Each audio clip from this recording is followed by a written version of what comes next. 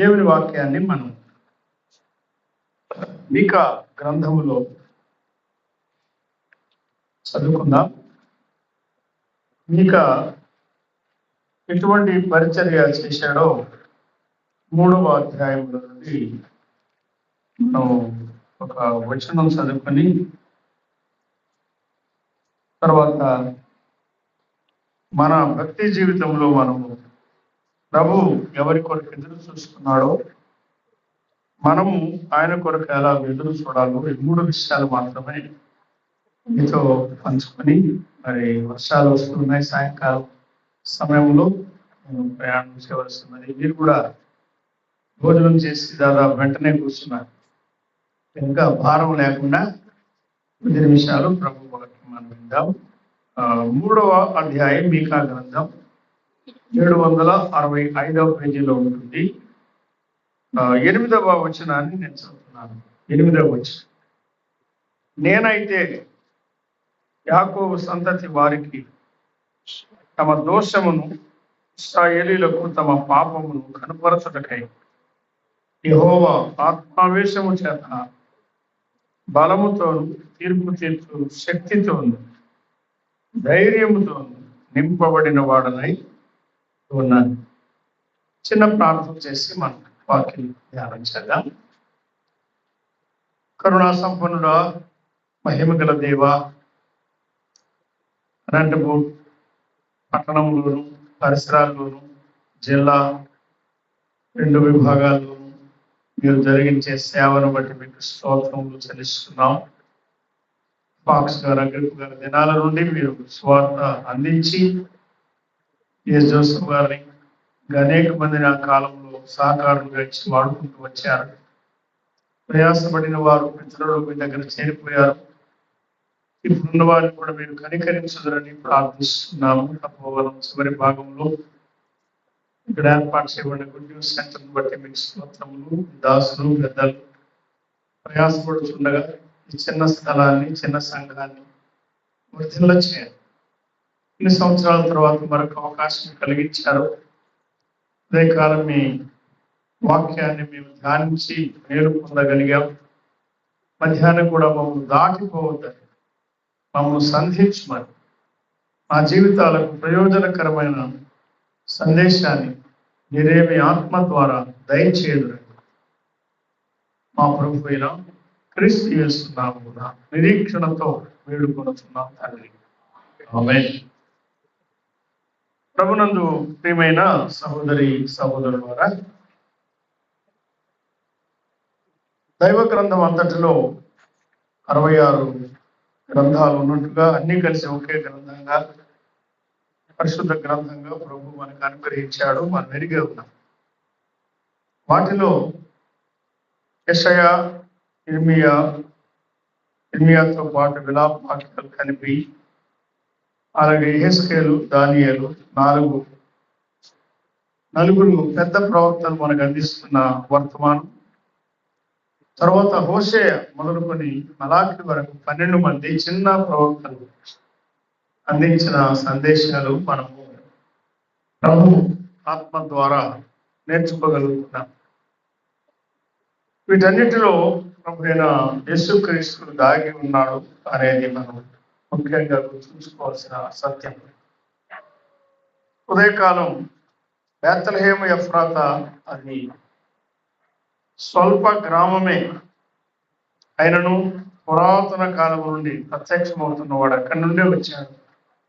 బేత్లెహేములో నుండి రక్షకుడు మన కొరకై ప్రత్యక్షమయ్యాడని మత్తయి సువార్త ప్రకారం ఆ గ్రామం ఎంత మాత్రం అల్పమైనది కాదు అని, దానికి లేని ప్రాముఖ్యత ఎలా వచ్చిందో మనము 4 బేత్లెహేము బాలులను, బెన్యామీను, బోయజు, దావీదు, మన రక్షకుడైన క్రీస్తు యేసును మనము జ్ఞాపకం చేసుకున్నాం.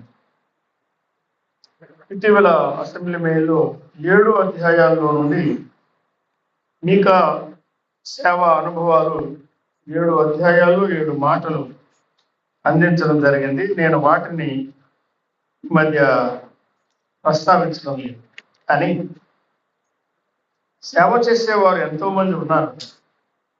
ఇప్పుడే సహోదరుడు యలహంక సంఘ సహవాసములు ఇక్కడికి వచ్చిన సంగతి, దేవుని దాసులు వారి యొక్క సేవా విధానం మనకు తెలియజేశారు. అది మనకి ప్రోత్సాహకరమైంది. సత్యవాక్యమును సరిగా విభజించి ఉపదేశించేవారు మనకు క్షేమకరం. వారి కొరకే మనం ప్రార్థన చేయాలి, వారిని మనం ప్రోత్సహించాలి, వారి కొరకు మనం ప్రార్థన చేస్తూ ప్రభు పనిలో సహకారులుగా ఉండాలి.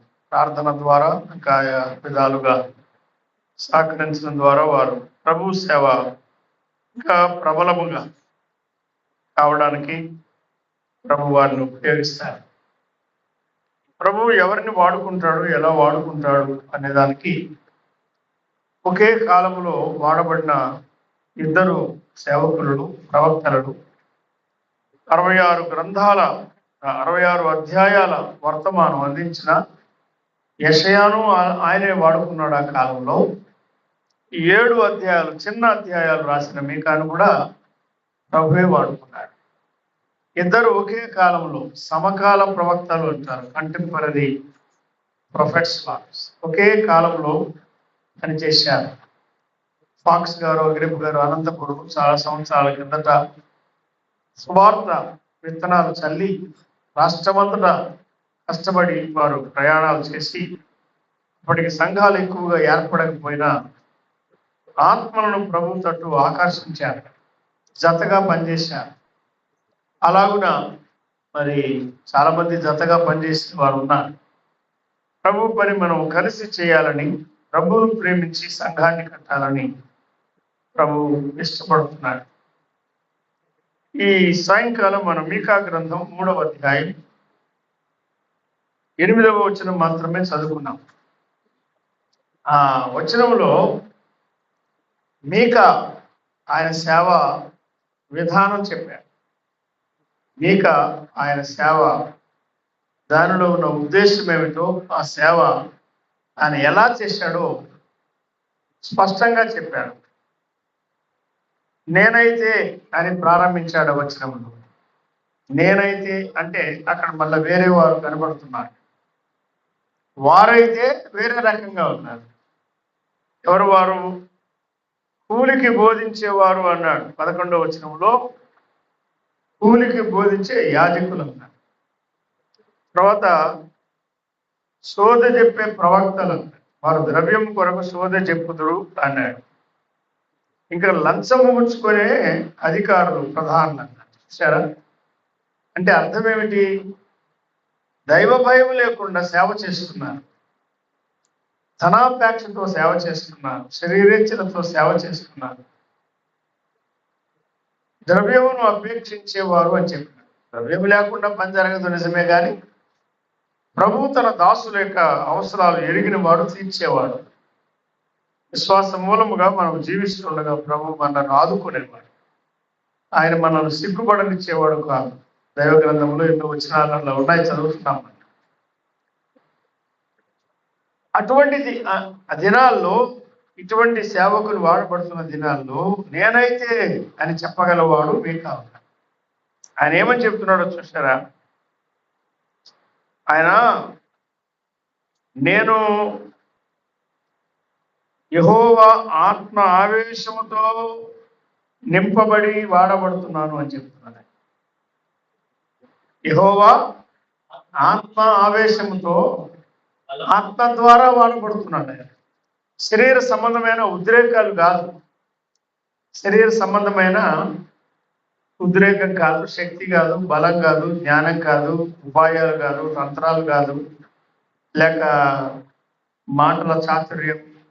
ఈ లోకంలో కొన్ని ఉన్నాయి. పౌలు రాశాడు, చాలా మంది మిషతో బోధిస్తున్నారు, సువార్త ఎలాగో అందించాలో అలా కాకుండా, సిలువను గురించిన వార్త అతిశయం లేకుండా కేవలం సిలువేయబడిన ప్రభువునే ప్రకటించడానికి, ఆయన పైకెత్తడానికి అందించాలి. వారైతే అలా కాకుండా శుద్ధ మనసుతో కాక కొందరు కలహబుద్ధితో మరి మిషతో ప్రకటిస్తున్నారు. ఏమైనానేమి క్రీస్తు ప్రకటింపబడుతున్నాడని నేను సంతోషిస్తున్నాను అన్నాడు. సంతోషిస్తున్నాను అన్నాడు, కానీ అది సరి అయినది అని ఆయన దానికి ముద్ర వేయాలి. సంతోషించడం వేరు. ప్రభువును ప్రకటించే వారు ఉన్నారు, ఏదో రకంగా ప్రభు ప్రకటించబడుతున్నాడని మనం సంతోషిస్తాం.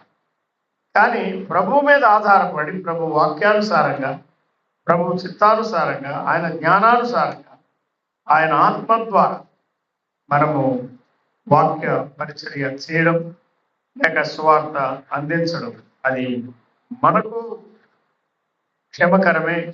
అంతేకాక పొందేవారికి వినేవారికి కూడా అది ప్రయోజనకరమే. ఈ మాటకు వెనక ఆయన ఆత్మల పట్ల కలిగి ఉన్న భారం చెప్పి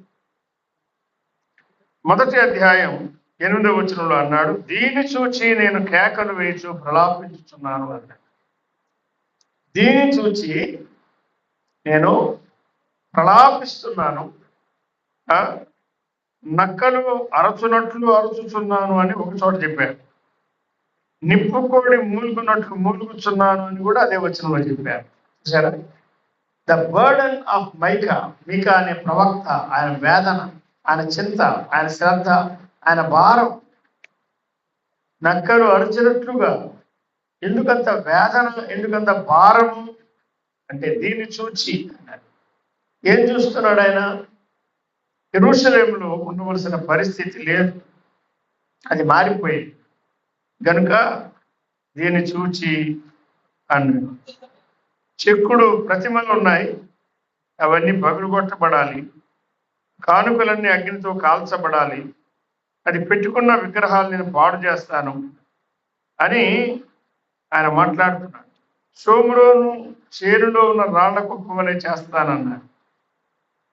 కొంచెం ఇవి అర్థం చేసుకోవడం కష్టమే. ఇంకా తేటగా తెలుసుకోవాలంటే 5వ వచనంలో యాకోబు సంతతి చేసిన తిరుగుబాటును బట్టి వినారా? ఈ గ్రంథం అంతట్లో యాకోబు సంతతి, యాకోబు సంతతి, యాకోబు సంతతి అని అడ్రస్ చేస్తున్నాడు, మనకు సంబోధిస్తున్నాడు. ఈనాడు మనల్ని ఆయన సంబోధించాలంటే ప్రభునందు నువ్వు ఆయన గురించి ఆయన మనల్ని గురించి ఆయన మాట్లాడుతున్నాడు. అయితే వారు తిరుగుబాటు చేశారు, వారిలో పాపం ఉన్నది, అవిధేయత ఉన్నది, కనుకనే తీర్పు వారి మీదకి రాబోతుందని మీకా చెప్పారు. యెషయా కూడా అదే వర్తమానం ప్రకటించాడు. 6 రాజుల దినాల్లో, 3 యూదా రాజుల దినాల్లో మీకా ప్రవచిస్తే 4 యూదా రాజుల దినాల్లో యెషయా ప్రకటించినట్టుగా దేవుని వాక్యం మనం గమనిస్తున్నాం. యెషయా ఇచ్చిన వర్తమానం యెరూషలేమును గూర్చి, యూదా వారిని గూర్చి అన్నాడు, చాలా స్పష్టంగా చెప్పారు కదా. కానీ మీకా వర్తమానం ఎట్లుందంటే షోమ్రోనుకు వర్తమానం అందిస్తున్నాడు. షోమ్రోన్ అంటే 10 గోత్రాల రాజ్యానికి రాజధాని షోమ్రోన్ కదా. తర్వాత 2 గోత్రాలకు రాజ్యం ఉన్నది, యూదా రాజ్యం, వారికి రాజధాని యెరూషలేం. యెరూషలేమును గూర్చియు మీకా 1:1 చెప్పారు. యెరూషలేమును గూర్చియు షోమ్రోనును గూర్చి అంటే 2 రాజ్యాలకు, 2 రాజ్యాలు, ఉత్తర రాజ్యానికి దక్షిణ రాజ్యానికి ఆయన వర్తమానాన్ని అందిస్తున్నాడు. ఎక్కువగా యూదాను గురించి, యెరూషలేమును గురించి యెషయా చెప్పాడు. ఈయన ఎవరిని విడిచిపెట్టకుండా యెరూషలేమును గూర్చి, యూదాను గూర్చి ఆయన మాట్లాడుతున్నాడు. పాపమును ఆయన తెలియజేస్తున్నాడు. యాకోబు సంతతి చేసిన పాపం, ప్రభు కృప వల్ల మనం కాపాడబడుతున్నాం, రక్షింపబడ్డాం, కాపాడబడుతున్నాం, ప్రభులో ఎదుగుతున్నాం, సహవాసంలో ఉన్నాం. ప్రభు మన కొరకు విజ్ఞాపన చేస్తున్నాడు. పరిశుద్ధాత్మ మనలో ఉండి మనం భద్రపరుస్తున్నాడు. పరిశుద్ధ సంఘ సహవాసం ద్వారా మనం కాపాడబడుతున్నాం. అంతేకాక దైవ గ్రంథం, పరిశుద్ధ గ్రంథం మనం పడిపోకుండా మనల్ని కాపాడేదిగా ప్రభువు చేసిన గొప్ప సదుపాయం. ఈ సదుపాయాలన్నీ మనం ఉపయోగించుకొని తండ్రి ఉద్దేశం ఏదో ఎరిగి ఆయన మహిమ కొరకై మనము జీవించాలి, ముందుకు సాగాలి. కొన్ని స్థలాల పేర్లు చెప్పాడు, అవన్నీ మనకు అక్కర్లేదు. కానీ మీకా వేదనతో, భారముతో పనిచేసిన వాడు. బాధ్యతను బట్టి కాదు, ఆ ఊరు వెళ్ళరండి, ఈ ఊరు వెళ్ళరండి, ఇక్కడ చెప్పిరండి, అక్కడ చెప్పిరండి అంటే అట్లా పంపబడి వెళ్ళి ఏదో చేసే సినిమా అని కాదు. వారి తృప్తి కొరకు చేయడం కాదు. ఆయన ఆత్మ వేదన, ఆత్మ ఆవేశం, ఆ భారము గలవాడుగా ఆయన పని చేస్తున్నారు. రెండవది ఏమంటే, అంటే అందులోనే మరొక భాగం ఏమంటే, వాక్యాన్ని ఆయన సాధనంగా ఆయన ఉపయోగించారు. చూడండి, 2వ అధ్యాయం 7వ వచనం మనం చదువుకుందాం. యాకోబు చదివే, యాకోబు సంతతి వారిని పేరు పెట్టబడిన వారులారా, యెహోవా దీర్ఘశాంతము తగ్గిపోయేది కాదు. ఈ క్రియలు ఆయన చేత జరిగిన యథార్థముగా ప్రవర్తించు వారికి నా మాటలు క్షేమ సాధనములు కావా అంటున్నాను. అంటే అర్థం ఏమిటి? ఆయన వాక్యాన్ని ఉపయోగిస్తున్నాడు. ఆయన నా మాటలు ఎవరైనా యథార్థంగా ప్రవర్తిస్తే వారికి కీడు తెచ్చేవి కాదు, వారికి నాశనకరమైనవి కావు, అవి క్షేమ సాధనములు అన్నాడు. Man of God using the word of God. దైవజనుడు, దైవ సేవకుడు, ఉపదేశకుడు ఆయన ఏం చేస్తున్నాడు? దేవుని వాక్యాన్ని సాధనంగా ఉపయోగిస్తున్నాడు. వినారా? ఈ చివరి దినాల్లో మనం చేయాల్సిన పని కూడా అదే. తిమోతి 2వ పత్రికలో ఆ మాట చెప్పాడు. మనం చదువుకుందాం. 3వ అధ్యాయం చూడండి. పౌలు తిమోతికి రాసిన 2వ పత్రిక 3వ అధ్యాయం 16 నుండి చదవండి. 3:16.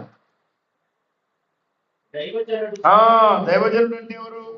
అక్కడ పౌలు గాని తిమోతి గాని, మీకా గ్రంథంలో మీకా, యెషయా గ్రంథంలో యెషయా, ఒక్కొక్కరి ద్వారా ప్రభు మాట్లాడుతున్నాడు. దైవజనుడిని సిద్ధపరిచేది వాక్యమే, అది ఆయన చెప్తున్నాడు. థరోలీ ఫర్నిష్డ్, ప్రభు పక్షముగా చేయవలసిన సేవ కొరకు పరిపూర్ణముగా అన్ని విధాలుగా సిద్ధపరచబడిన పాత్రగా దైవజనుడు ఉన్నాడు అని చెప్తున్నాడు. దైవజనుడు సన్నద్ధుడై ప్రతి సత్కార్యమునకు పూర్ణముగా సిద్ధపడి ఉన్నట్టు అన్నాడు. అదే పూర్ణముగా సిద్ధపడ్డా అంటే ఇంకా సిద్ధపాటు లేనిది లేదు అక్కడ కదా. పూర్ణముగా సిద్ధపడ్డా. ఎగ్జామ్కి తరోగా ప్రిపేర్ అయిన వాళ్ళు ఎక్కడ అడిగినా జవాబు ఇవ్వడానికి సిద్ధంగా ఉంటుంది కదా. పరీక్ష చాలా కష్టంగా వచ్చిందంటూ ఉంటారు. ఎవరు బాగా సిద్ధపడిన వారు, బాగా సిద్ధపడిన వారు సెలక్షన్కి వస్తారు. అంటే ప్రభువు వారి కృషిని అంగీకరిస్తాడు. ప్రభువు కృప ముఖ్యమైనది. ఇక్కడ మనలను సిద్ధపరిచేది దేవుని వాక్యం అని చెప్తున్నాడు. మనలను సిద్ధపరిచేది దేవుని వాక్యం. మీక భారముతో పనిచేస్తున్నాడు, అది ఒక సత్యం. మీక వాక్యముతో పనిచేస్తున్నాడు. ఆయన చేసే సేవంతటికి మూలాధారం ఏది? వాక్యం. దేవుని వాక్యాన్ని ఆయన ఉపయోగిస్తున్నాడు. ఈ వాక్యం ఎటువంటిది? దైవావేశం వల్ల కలిగిన ప్రతి లేఖనం ఉపదేశించుటకు ప్రయోజనకరం, ఖండించుటకు ప్రయోజనకరం, తప్పుదిద్దుటకు ప్రయోజనకరం, నీతి ఎందు శిక్ష చేయుటకు ప్రయోజనకరం అంటారు. స్వార్థ కొరకు ఇదే ప్రయోజనకరం, ఉపదేశానికి ఇదే, తప్పుదిద్దడానికి ఇదే, ఖండించడానికి ఇదే, పడిన వారు లేపడానికి ఇదే. అన్ని సందర్భాల్లో, అన్ని తరగతుల వారికి అందరికీ అవసరమైనది దేవుని వాక్యం. కనుక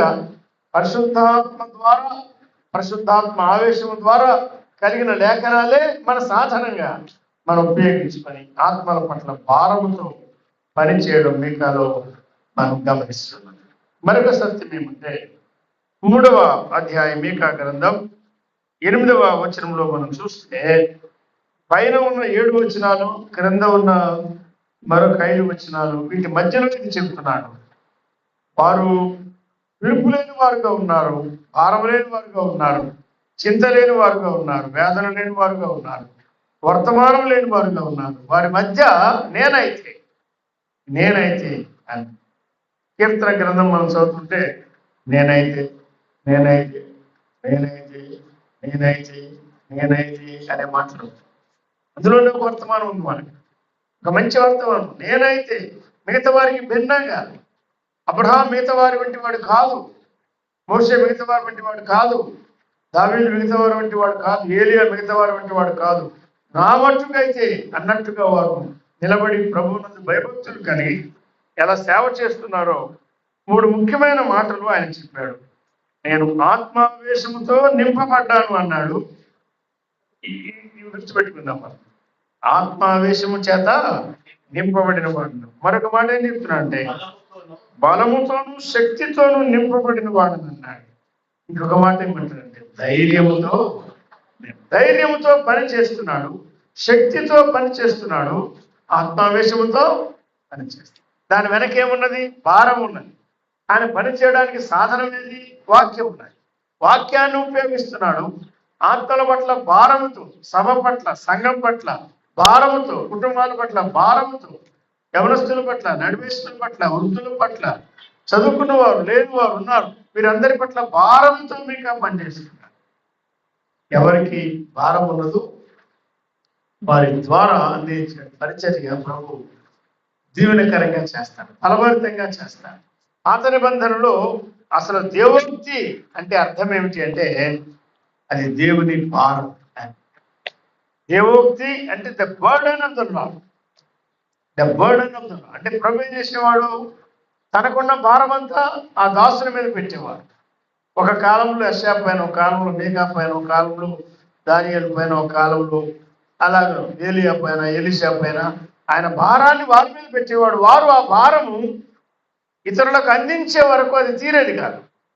అటువంటి భారముతో నింపబడి, నడిపింపబడి, ఆత్మ నింపుదల, ఆత్మ నడిపింపు, ఆత్మ స్వాతంత్ర్యము, ఆత్మ సహాయము అనుభవించి వారు పరిచర్య చేసేవారు. అందుకే వట్టి మాటలకును దేవుని ఆత్మ ద్వారా జరిగే పరిచర్యకు తేడా మనం చూస్తాం. ఈ మధ్యాహ్న కాలం నేను మొట్టమొదటిగా ఆ విషయాన్ని మీతో పంచుకోవాలని ప్రేరేపించబడుతున్నాను. ఆ కాలంలో మీకా చేసిన సేవ అది ఫలభరితంగా ఉండడానికి కారణం ఏమంటే మిగతా వారి వలే కాక ఆయన ఎలా పనిచేస్తున్నాడు? ఆత్మ ఆవేశముతో పనిచేస్తున్నాడు.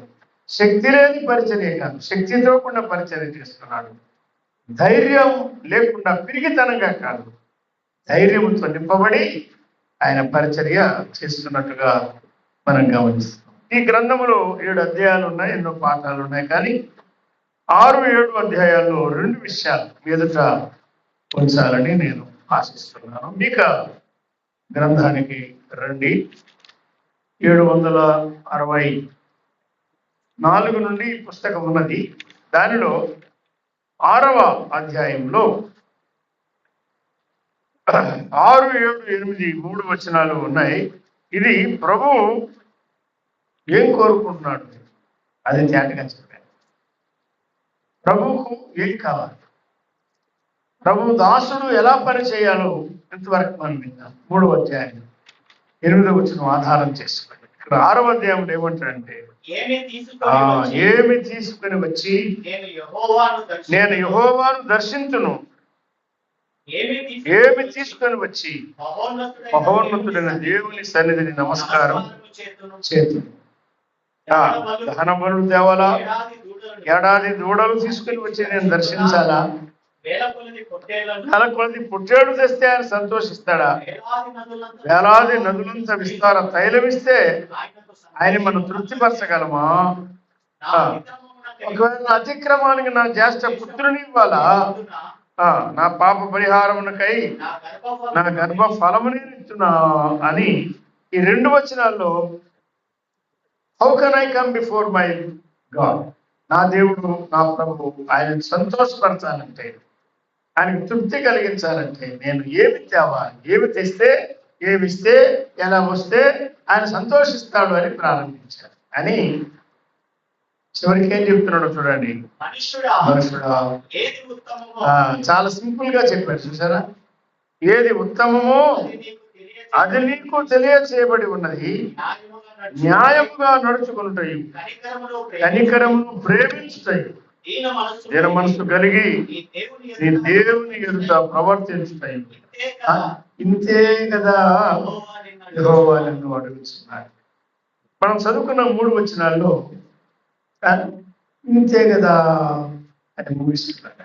ఇంతే కదా అంటే అర్థం ఏమిటంటే ఆయన ఎక్కువ వసూలు చేసుకునేవాడేం కాదు,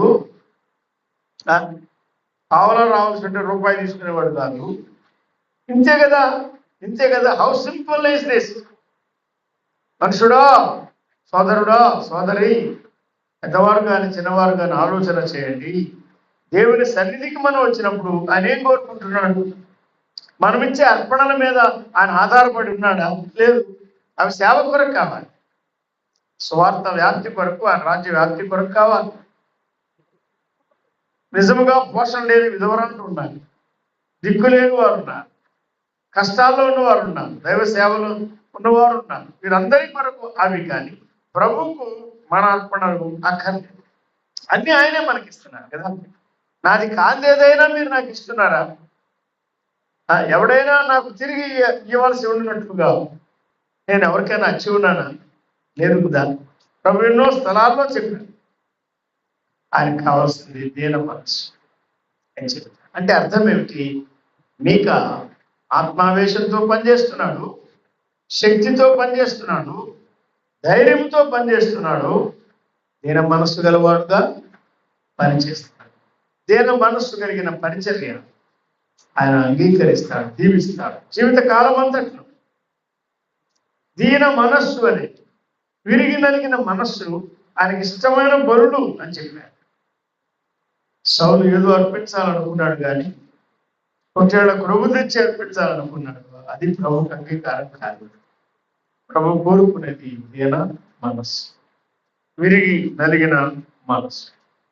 న్యాయమును ప్రేమించుట, కనికరమును ప్రేమించుట అని చెప్పాడు. మన జీవితాల్లో న్యాయం, కనికరం ఉన్నాయి. న్యాయానికి వ్యతిరేకం అన్యాయం కదా. న్యాయానికి వ్యతిరేకం అన్యాయం. అన్యాయం ఏ రకంగానూ మనలో ఉండదు. న్యాయాన్ని ప్రేమించడం, న్యాయాన్ని జరిగించడం, న్యాయాన్ని స్థాపించడం, న్యాయాన్ని ప్రోత్సహించడం, న్యాయానికి అప్పగించుకోవడం, దానికే మనం అంకితమైపోవాలి. న్యాయము ఇంతే కదా ప్రభు కోరేది. నీలో న్యాయం, నాలో న్యాయం అని కోరుకున్నాడు. కనికరం, జాలిగల హృదయం అని కోరుకున్నాడు. కాఠిన్యం కాదు, కనికరం ఆయన కోరుకున్నాడు. కనికరము, న్యాయము, దీన మనసు. ప్రభు ఎదుట మన ప్రవర్తన ఎలా ఉందో మనం పరీక్షించుకోవడానికి మీక ఈ మాటలు మన పలికి అంటే చివరి భాగానికి వచ్చినప్పుడు చెప్తున్నాడు. ఇశ్రాయేలు జనాంగానికి ఆయన 3 నాయకులను ఇచ్చాడు. ఒకే ఇంటిలో 3 నాయకులను ఇచ్చాడు. ఇక్కడే చెప్పాడు, మిమ్మల్ని నడిపించుటకై అని 6:4 మిమ్మల్ని నడిపించుటకై మోషేనిచ్చాను, అహరోనిచ్చాను, మిర్యామునిచ్చాను, పంపించాను, ఇచ్చాను, వాడుకున్నాను, నింపాను, ఉపయోగించాను అన్నాడు. మిర్యామును ఉపయోగించాడు, ఆమె ద్వారా ప్రయోజనం కలిగించాడు. అహరోను ఉపయోగించాడు, ఆయన ద్వారా మేలు కలిగించాడు. మోషేను ఉపయోగించాడు. అదే సమయంలో 3 ఆయన క్రమశిక్ష చేశాడు. మిర్యామును విడిచిపెట్టలేదు, అహరోను విడిచిపెట్టలేదు, మోషేను కూడా విడిచిపెట్టలేదు. సంఖ్య 20లో మిర్యాము అక్కడే ఇతరులతో కూడా చేర్చబడింది అని రాశారు. మిర్యాము ద్వారా మోషేకు మేలు కలిగింది నిర్గమ 2 ప్రకారం. మిర్యాము ప్రవక్తనిగా వాడబడింది. ఆమె సహోదరుల మధ్య విలువైన పరిచర్య చేసింది. మిర్యాము గాయకురాలుగా ఉన్నది, నాయకురాలుగా ఉన్నది. సహోదరుల మధ్య ఆమె నడిపిస్తూ వచ్చింది. వీళ్ళందరూ ఆమెను వెంబడించారు. కానీ మిర్యాములో బలహీనతలు ఉన్నాయి కదా. ఆయన చేతగా చెప్పాడు. ఆమె సహోదరుడు మోషే వేసుకున్న వివాహాన్ని బట్టి అసూయపడినట్టుగా, భరించలేకపోయినట్టుగా లేఖనాల్లో మనం గ్రహిస్తున్నాం. మోషేకి ఆ సంగతి తెలియదు. మోషేకి వ్యతిరేకంగా మిర్యాము మాట్లాడుతున్నాడు. అహరోను కూడా అక్కడే ఉన్నాడు. అహరోను ఖండించలేదు, మందలించలేదు, వ్యతిరేకించలేదు. మిర్యాము క్రమశిక్ష జరిగింది. 7 దినాలు బయట ఉండి మళ్ళా చేర్చుకునబడిన తర్వాతనే వారు ప్రయాణం చేశారని చెప్పారు. ఇందులో మనం నేర్చుకునే సత్యం, పాఠం ఏమంటే, నన్ను నిన్ను ప్రభు విడిచిపోయాడు. మనం ఏం చేయాలి? తప్పు చేయకుండా, పొరపాటు చేయకుండా మనం జాగ్రత్త పడాలి. ఆయన క్రమశిక్ష క్రిందికి రాకుండా క్రమంగా మనం నడుచుకుంటే ప్రభు మనకు తప్పనిసరిగా సహాయం చేస్తాం. బంగారు దూడను చేసుకున్నారు ప్రజలు, చేసి ఇచ్చిన వాడు అహరోను. నేనే చేశానని చెప్పకుండా అది అగ్నిలో వేయగా అది దూడ ఆయను అని అలా కల్పించి మాట్లాడాడు. అహరోను మోషే ఉన్నంత యథార్థంగా ఉండలేకపోయాడు సమాజాన్ని నడిపించే విషయంలో. ఆయనను ప్రభు ప్రధాన యాజకునిగా ఆయన ఉపయోగించాడు. మోషే కూడా ఇద్దరూ కలిసి రెండవసారి బండ నుంచి నీళ్లు రావాల్సిన సందర్భంలో, అంటే యాత్ర ముగింపులో ఆ బండతో మాట్లాడమని మళ్ళా ప్రభు చెప్పాడు. కానీ మాట్లాడడానికి బదులు ఏం చేశారు? వాళ్ళు కర్ర తీసుకొని 2 సార్లు కొట్టాడు. మోషే తన చేతిని పైకెత్తి 2 సార్లు కొట్టాడు. అయినా నీళ్ళు వచ్చినాయి. ప్రజలకు కష్టం కలగకూడదు, నష్టం కలగకూడదు. అందువల్ల ప్రభు ఆ ప్రజలకు నీళ్ళు ఇచ్చాడు, సమృద్ధిగా ఇచ్చాడు. ఆయన మోసే చేసింది తప్పు కనుక అన్నాడు, మీ ఇద్దరు వాగ్దాన దేశానికి ఈ ప్రజలను తోడుకొని పోరు అన్నాడు.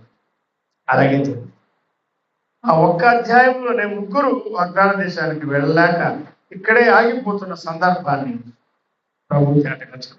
కనుక ప్రభు మనల్ని పిలుస్తాడు, ప్రభు మనల్ని ఉపయోగిస్తాడు, మన ద్వారా ఇతరులకు మేలు కలిగిస్తాడు. ఆయనను మన శరీరంలో ఈ లోకములు ఉండగా మనలో బలహీనతలు ఉన్నాయి. వాటిని గుర్తించి ప్రభు దగ్గర ఒప్పుకున్నప్పుడు ఆయన బహుగా క్షమించుటకు సిద్ధమైన మనస్సు గలవాడు. కానీ దేవుని వాక్యములో మనము గమనిస్తున్నాం కదా, ముగ్గురిని ఉపయోగించాడు. షిత్తీము మొదలుకొని గిల్గాలు వరకు. ఎక్కడ షిత్తీము అక్కడ నుండి గిల్గాలు వరకు అంటే యెహోషువ దినాల్లో వారు యొర్దాను నదిని దాటి మొట్టమొదటి గిల్గాలు అడుగు పెట్టారు. అక్కడ నుండి ఎక్కడ వారు యుద్ధానికి వెళ్ళాల్సిన ఇక్కడి నుంచే బయలుదేరి వెళ్ళడం, జయం సాధించి మళ్ళా గిల్గాలకు రావడం, అట్లా చేశారు. తర్వాత శిలో వచ్చినట్టుగా మనం చూస్తాం. ప్రభు వారిని వెంటాడుతున్న ప్రేమ, వెంటాడుతున్న ఆయన హస్తం, వెంటాడుతున్న ఆయన ఆత్మ, వెంటాడుతున్న ఆయన కృప కనుక వారు అన్య జనులను వారు సులువుగా జయించి 7 జాతులు వారిని జయించి వాగ్దాన దేశంలో చేట్ల వారిగా దాన్ని స్వాస్థ్యంగా పొందినవారు. యెహోషువ వారికి పంచిపెట్టి ఆయన వెళ్ళిపోయాడు.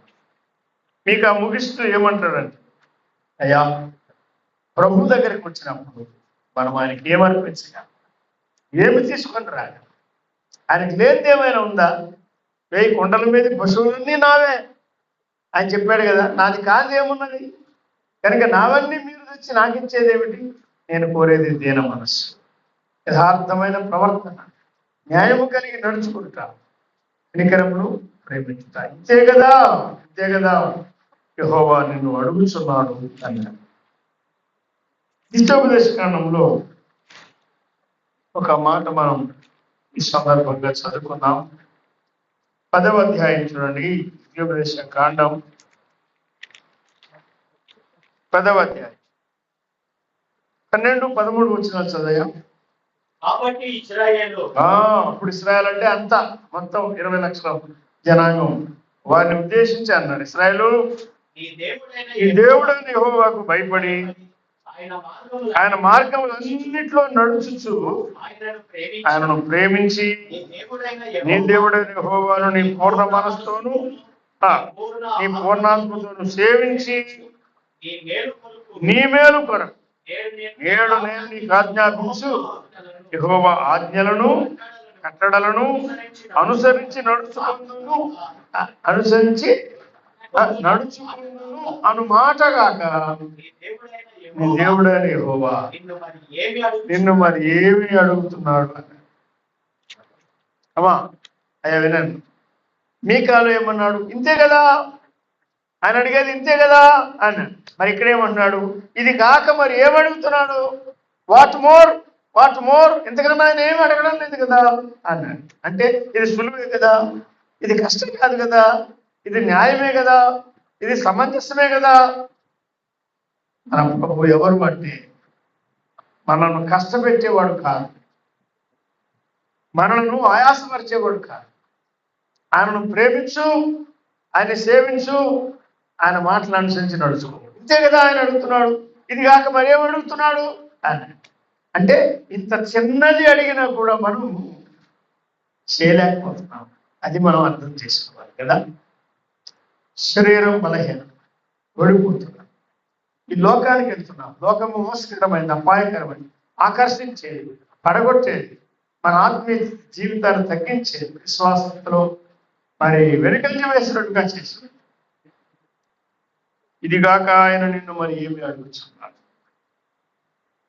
గుర్తుపెట్టుకున్నాను. ఇంతే కదా ప్రభు అడుగుతున్నాడు. నేను న్యాయంగా నడుచుకోవాలి, కనికరాన్ని ప్రేమించాలి, జన మనసు కలిగి జీవించాలి. ఇంతే కదా ఆయన అడుగుతున్నాడు. మీకు ఎటువంటి వాడుగా ఉన్నాడు? ఆత్మావేశంతో నిండిన వాడుగా, శక్తితో నిండిన వాడుగా, ధైర్యంతో నిండిన వాడుగా ఉన్నాడు. తాను మాదిరిగా జీవిస్తూ మనం అందరం ప్రభువును ఎలా సేవించాలి, ఆయన ఏం కోరుకుంటున్నాడు అది ఆయన మన ఎదుట ఉంచారు.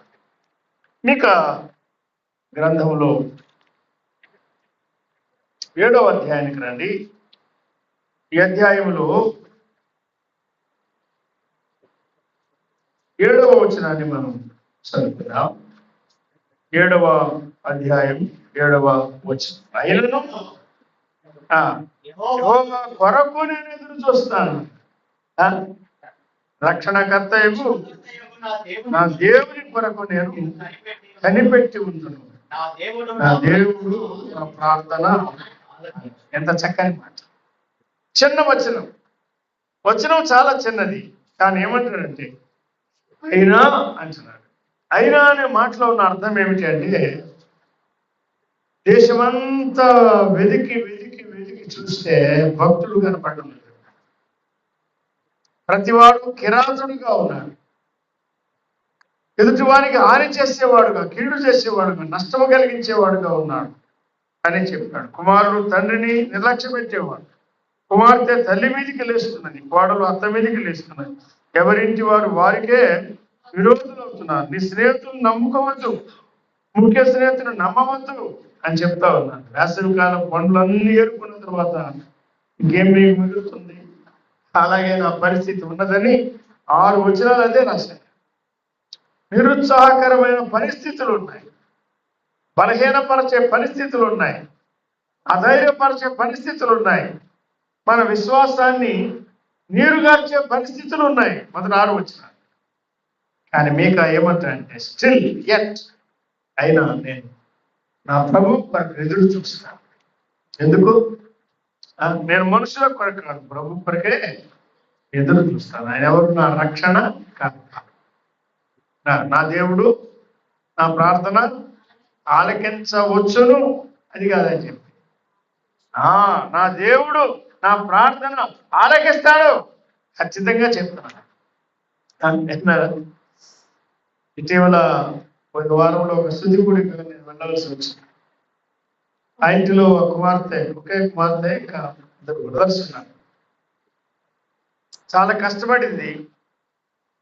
వాళ్ళ తల్లి ఆ కుమార్తె కొరకు సెలక్షన్ రావాలని చాలా ప్రార్థన చేస్తున్నారు. మేము ఎరిగిన కుటుంబమే. చేసి అరే నీకు సెలక్షన్ రాదురా అని చెప్పారు తల్లి. ఆమెకి నడిపింపు రాలేదు. తనకి ఏం చెప్పిందంటే పరీక్ష, అది కష్టపడడం అయిపోయింది, పరీక్ష అయిపోయింది, నీకు రాదు. ఆ ఇంట్లో సహోదరుడు ఉన్నాడు, తండ్రి ఉన్నాడు. తండ్రికి ఏం చేయాలో అర్థం కాదు, అర్థం చేస్తా ఉన్నాడు. చేస్తూ తల్లి చెప్పిన 2 రోజులకు ఆయన ప్రభు సన్నిధిలో బాగా కనిపెట్టి ప్రార్థన చేసి వచ్చాడు. చేసి అవి నీకు తప్పక సెలక్షన్ వస్తుంది, ప్రభు నాకు సూచించాడు, నాకు నమ్మిక కలిగించాడు. నేను దగ్గర ఆయన కాళ్ళు పట్టుకొని అడిగి ప్రార్థన చేసి వస్తున్నాను. ఆమెకు వచ్చే అవకాశాలేమో కనపడటం లేదు. సెలక్షన్ వచ్చిన వాడు అంతే పలానాకి వచ్చిందని చెప్పుకుంటా ఉన్నాడు. ఈమెకి రాలేదు. అంతలోనే ఆయన చెప్పిన మరికొన్ని గంటలకు వాళ్ళ కుమారుడు వచ్చి మన అక్కకు సెలక్షన్ వచ్చింది అని డాడీ వాళ్ళు భరించలేకపోయారు. అసలు అనూహ్యమైన పరిస్థితుల్లో ఎలా వచ్చిందంటే, నా దేవుడు నా ప్రార్థన ఆలకిస్తాడు. మేము యోగ్యులము కాకపోయినా, మేము అంత యథార్థవంతులు కాకపోయినా, మరి ఎంతగానో ప్రభు దగ్గర ఒప్పుకున్నారు, ప్రార్థన చేశారు. ప్రభు ఏం చేశాడు? కనికరించాడు. ఈ రోజుల్లో స్టేట్ నుంచి సెలక్షన్ రావడం అంటే అది అక్కడక్కడ కొంతమందికి వచ్చేది. నా దేవుడు నా ప్రార్థన ఆలకిస్తాడు. మీక నిరుత్సాహపరచి ముగించడం లేదు.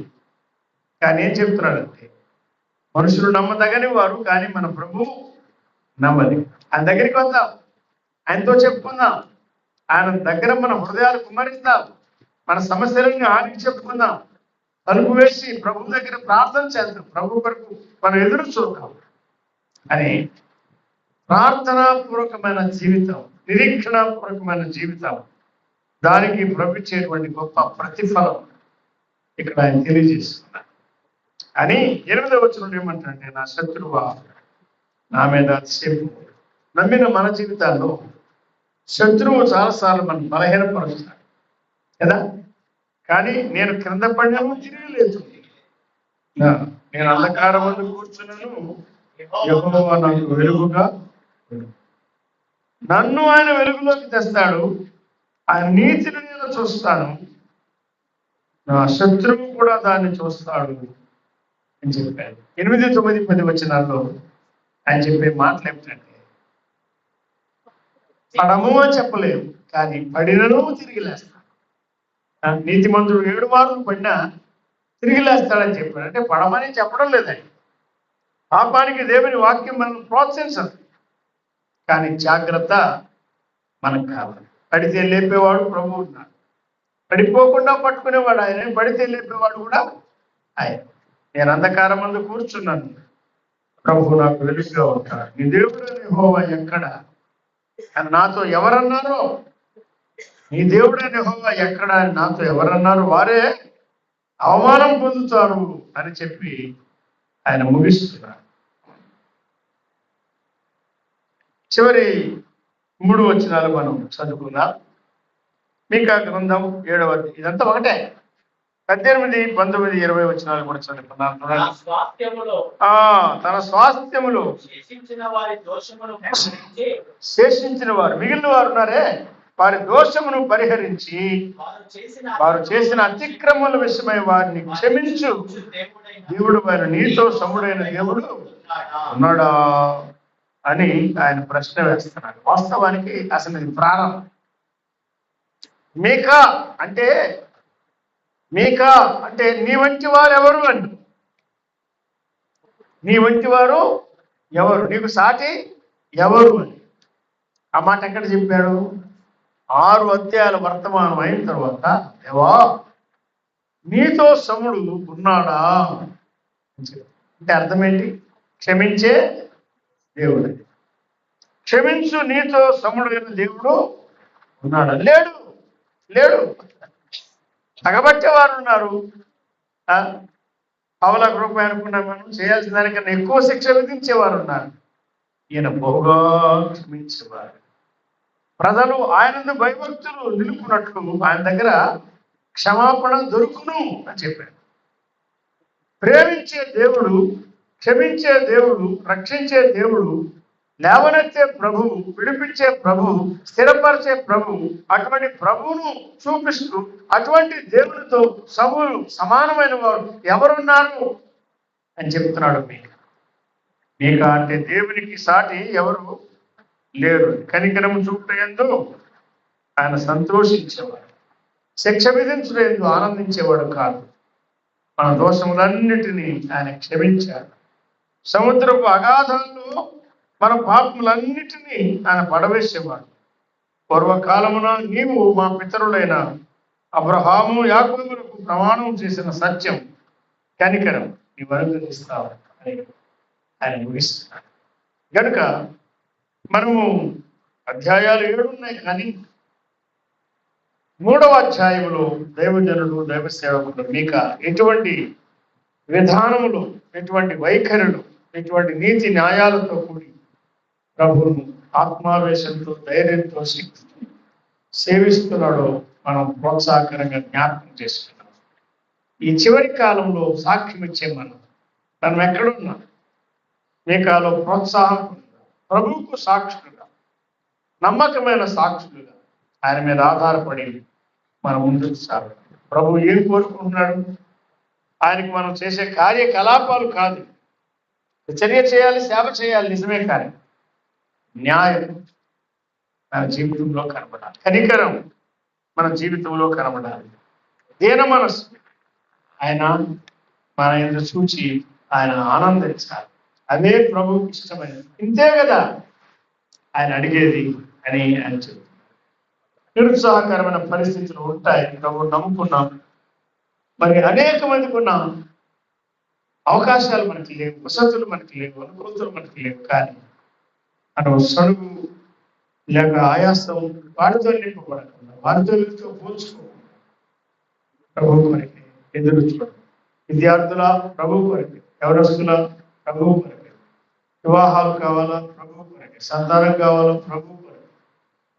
మనం ఏ పరిస్థితిలో ఉన్నా మన ప్రభు కొరకే ఎదురు చూడడం మనం నేర్చుకుందాం. ప్రార్థన పూర్వకంగా ఎదురు చూద్దాం, నిరీక్షణతో నింపబడి ప్రభు ఇస్తాడు, మన ప్రార్థన ఆలకిస్తాడు అని ఎరిగి.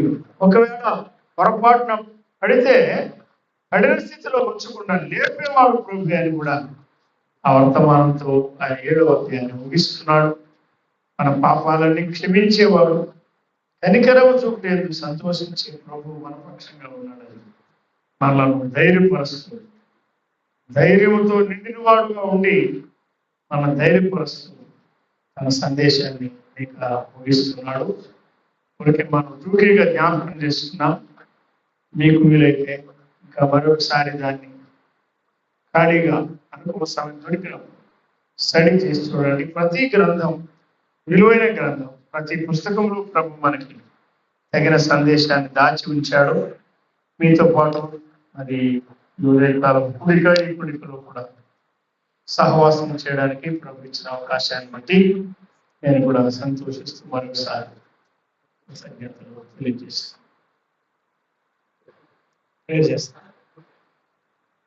తనలో వచ్చండి, ప్రార్థన చేద్దాం. అన్నగారి తర్వాత మాట్లాడుతాం.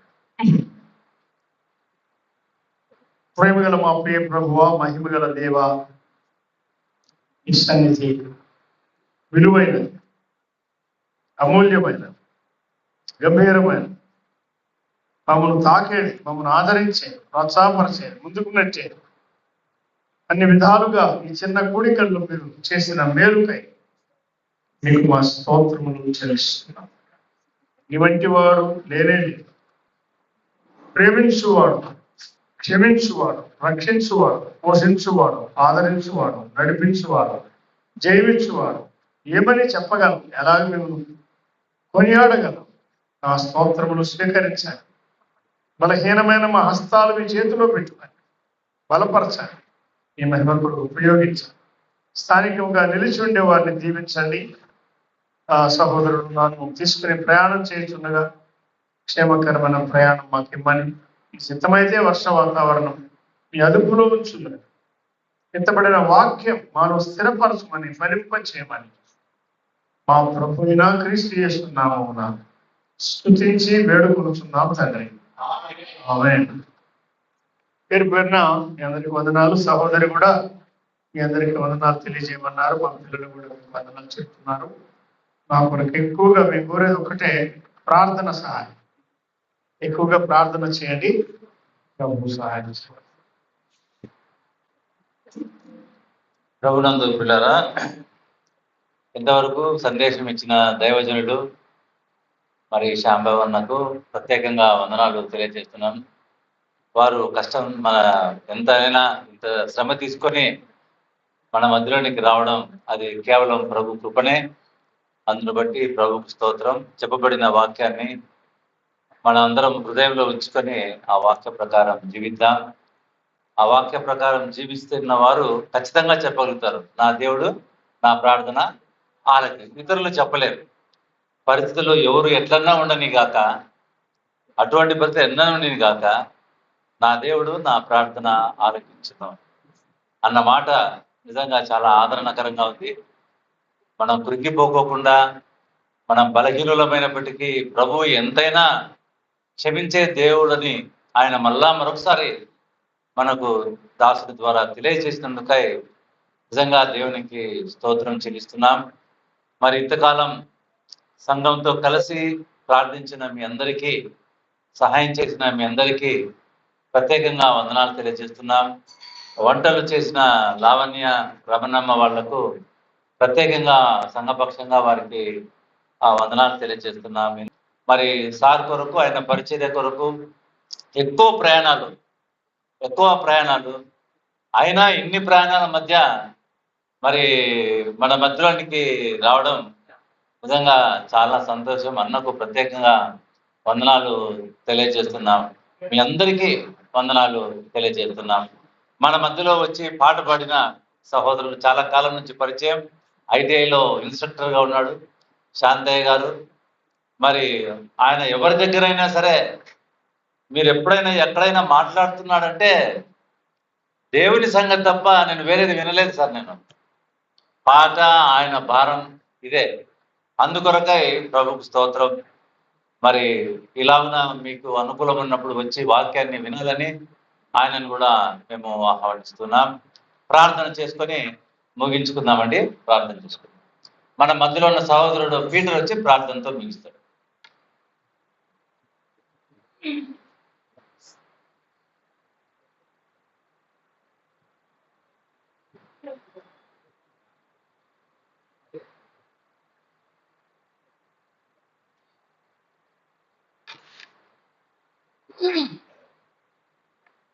ప్రార్థన. మమ్మల్ని మిక్కిలిగా ప్రేమించిన అత్యంత కృప కలిగిన కనికరము కలిగిన తండ్రి, మీ ఘనమైన నామమునకు స్తోత్రాలు ప్రభువా. మమ్మల్ని ఎంతగానో ప్రేమించి మీ సేవకులైనటువంటి సేబాబు గారిని మా మధ్యలోనికి నడిపించి ఉదయకాల వాక్య పరిచర్యలోను, రెండవసారి నా తండ్రి వాక్య పరిచర్యలోను మీ దాసుని బలపరిచి నా తండ్రి చేరి వచ్చిన మాకందరికీ ఆత్మీయ మేలు కలుగునట్లు నా ప్రభా మీరు తెలియజేసిన లేఖన భాగములను బట్టి, వాక్య సత్యమును బట్టి మీకు స్తోత్రాలు చెల్లిస్తున్నాము నా తండ్రి. నిజమైన ప్రభా, ఒకప్పుడు బెత్లెహేము లాంటి వారిని నా తండ్రి ఎన్నిక లేనటువంటి వారము, అట్టి వారమైన మమ్ములను నా తండ్రి అల్పమైన దానువు కావు అన్నట్లుగా మమ్మల్ని మీరు హెచ్చించి ఇంత గొప్ప రక్షణకు పాత్రులుగా చేసి నిత్య జీవానికి మమ్మల్ని వారసులుగా చేసిన ప్రభువా మీకు స్తోత్రాలు చెల్లిస్తున్నాం. అదే విధముగా రెండవసారి నా తండ్రి మీకా గ్రంథములో కొన్ని పాఠాలు మేము నేర్చుకున్నాం. ఒక సేవకుడు నా ప్రభా భారము కలిగి వాక్యాన్ని ఆధారము చేసుకొని ఏ విధంగా వాక్య పరిచర్య సేవ చేస్తున్నాడు మేము తెలుసుకోవడానికి మీరు సహాయం చేసినందులకై మీకు స్తోత్రాలు నా తండ్రి. ఎంతో ధైర్యముతో, శక్తితో, ఆత్మ ఆవేశముతో నింపబడిన వాడై నా తండ్రి ఆయన పరిచర్య చేసినట్లుగా మేము చూస్తున్నాం. మేము కూడా పిరికితనము లేక ధైర్యముగాను, బలహీనములు కాక శక్తితోను నా తండ్రి మా యొక్క స్వ ఇచ్ఛతో కాకుండా దైవ ఆవేశంతో నడిపింపబడిన వారమే మీ పరిచర్య చేయనట్లు, మీ సేవలో మేము వాడబడినట్లు మీరు కృపను అనుగ్రహించండి. ఎంతో ఓపికగా మా మధ్యలో పరిచర్య చేసిన అంకల్ గారిని బట్టి మీకు స్తోత్రాలు. ఆయన కావలసిన ఆరోగ్యమును, శక్తిని, బలాన్ని, క్షేమాన్ని మీరు సమృద్ధిగా అనుగ్రహించండి. ఆయన ప్రయాణములోను, పరిచర్యలలోను మీరు తోడు ఉండి మీ కృప చేత బలపరచండి. ఆంటీ గారు కూడా కావలసిన ఆరోగ్యాన్ని, క్షేమాన్ని మీరు అనుగ్రహించి సంఘ సహవాసం మీరు దీవించి మనకు కూడా మొరపెడుచున్నాం. నా తండ్రి ఎంతో భారంతో కూడిన కోడికను ఏర్పాటు చేసినటువంటి దైవజనులైన సత్యబాబు అంకుల్ గారిని బట్టి, సంఘ పెద్దలందరినీ బట్టి, సహోదరులందరినీ బట్టి, ప్రాముఖ్యంగా ఈ యొక్క కూడికకు నా తండ్రి అహర్నిశలు శ్రమించినటువంటి ప్రియా సహోదరులందరినీ బట్టి నా తండ్రి ఆహారము వండుటకు నా తండ్రి అన్ని విధాలుగా ఈ కోడికను సిద్ధపరచడానికి ప్రయాసపడిన ప్రతి ఒక్కొక్కరిని మీరు పేరు పేరున దీవించండి, ఆశీర్వదించండి, మీ కృప చేత ఆనందింప చేయమని కూడా మొరపెడుచున్నాము తండ్రి. మీకు స్తోత్రాలు ప్రభా. ఈ కోడికను మీరు ఘనంగా మీకు మహిమకరంగా జరిగించినందులకై మీకు స్తోత్రాలు. వాక్యం విన్న మేము వృధా చేసుకొనక హృదయంలో భద్రపరుచుకొని వాక్యానుసారముగా జీవించి మీకు మహిమ తెచ్చినట్లు మమ్మల్ని బలపరచమని ప్రార్థన చేస్తూ చేరి వచ్చిన బిడ్డలందరినీ మరొకసారి బలిష్టమైన మీ పాద సన్నిధికి సమర్పణ చేయొచ్చు. స్తుతియు, మహిమయు, ఘనతయు, ప్రభావములను నిరంతరం మీకే అర్పిస్తూ ఈ సమయం నా ప్రయాణమై వెళ్తున్నటువంటి అంకల్ గారికి, సహోదరులకు మీరు తోడుగా ఉండి క్షేమంగా చేరవలసిన గమ్యస్థానాన్ని క్షేమంగా చేర్చమని ప్రార్థన చేస్తూ సమస్తమును బలిష్టమైన మీ పాదసన్నిధికి సమర్పణ చేయొచ్చు. యేసుక్రీస్తు పరిశుద్ధమైన నామమున ప్రార్థించి వేడుకొనుచున్నాము పరమ తండ్రి. ఆమేన్. అందరికీ వందనాలండి. అందరికీ వందనాలు.